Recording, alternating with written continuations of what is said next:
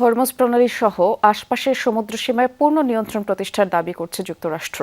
২৪ ঘন্টায় ৮টি তেলবাহী জাহাজের গতিপথ পাল্টে দেওয়ার কথা জানিয়েছেন মার্কিন central command CENTCOM.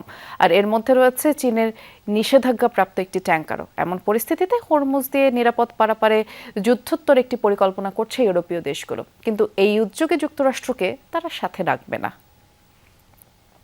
Europe, Asia, America যেখানে যাই, বিশ্বের ১৪৫টি দেশে আজ ফ্রুটো পাই। বিশ্বের অন্যতম গুরুত্বপূর্ণ জলপথ হরমুজ প্রণালী ঘিরে যুক্তরাষ্ট্রের সেন্ট্রাল কমান্ডের কঠোর নজরদারি টহল দিচ্ছে মার্কিন নৌবাহিনীর মোতায়েনকৃত গাইডেড মিসাইল ডেস্ট্রয়ার। সেন্টকমের দাবি, অবরোধ কার্যকরের ৩৬ ঘন্টার মধ্যেই ইরানের সমুদ্রপথে বাণিজ্য পুরোপুরি বন্ধ হয়ে গেছে। মঙ্গলবার যুক্তরাষ্ট্রের অবরোধের মুখে ইউটার্ন নেয় চীনা মালিকানাধীন নিষেধাজ্ঞাপ্রাপ্ত ট্যাঙ্কার রিচ স্ট্যারি। ওমান উপসাগরের চাবাহার বন্দর থেকে রওনা দেয়া দুটি তেলবাহী জাহাজকেও ফিরিয়ে দেয়া হয়। মঙ্গলবার অন্তত ৮টি জাহাজ এই পথে প্রবেশ করলেও অতিক্রম করতে পারেনি। এক্স বার্তায় সেন্টকম প্রধান অ্যাডমিরাল ব্র্যাড কুপার দাবি করেন, ইরানের বন্দরগুলোর ওপর অবরোধ পুরোপুরি কার্যকর করা হয়েছে।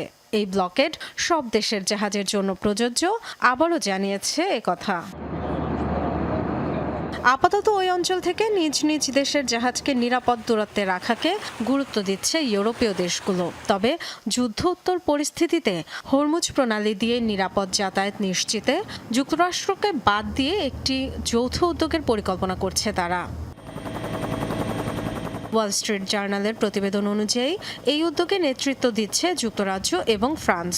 লক্ষ্য, যুদ্ধ শেষে একটি আন্তর্জাতিক জোট গঠন, যা ইরান ও ওমান সহ প্রণালী সংলগ্ন দেশগুলোর সঙ্গে সমন্বয়ের ভিত্তিতে কাজ করবে। হরমুজের মাইন অপসারণ এবং সামরিক নজরদারিতে কাজ করবে জোট। প্রণালীতে আটকে পড়া শত শত জাহাজ সরিয়ে নিতে প্রয়োজনীয় লজিস্টিক সহায়তাও দেবে। তবে এই প্রক্রিয়ায় যুক্তরাষ্ট্রকে অন্তর্ভুক্ত করতে চায় না তারা।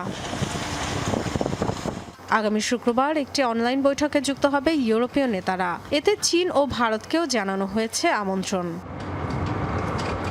Dorothy Dustrin, Jamuna news.